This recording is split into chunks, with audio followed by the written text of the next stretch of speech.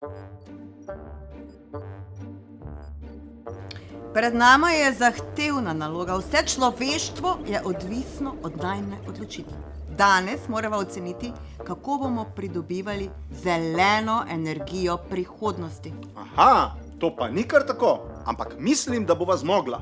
Zato pa kar začniva. Kaj meniva v tem prvem primerku? Aha, drva! Lep tradicionalen energetski vir. Jaz ne vidim nobenega problema. Ja, kaj pa vem? Lani sem dobila trskav prst, ko sem jih pripravljala, tako da nisem tako navdušena. Ampak recimo, da drva štejejo kot zeleni vir energije, če so sveža in na njih raste zelen mah. Dogovorjeno. Evo, naslednji vir je plin.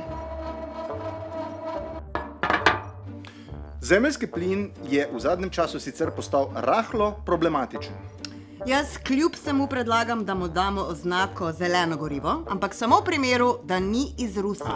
Dogovorjeno. Sedaj pa najbolj zelena energija vseh časov. Uran.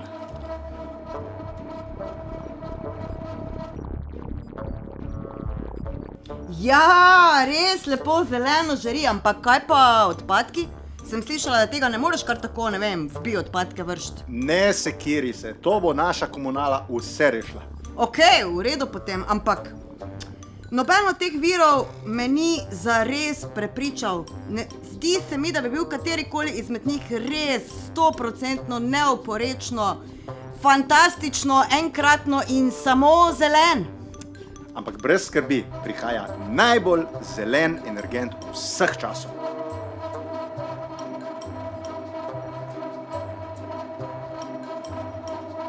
Premog iz Indonezije. Kaj pa vem?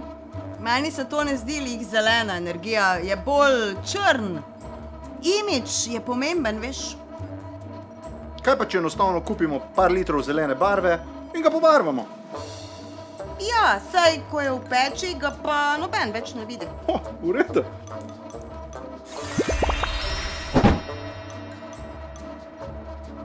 Evo, jutri pa samo še rešiva problem svetovne lakote.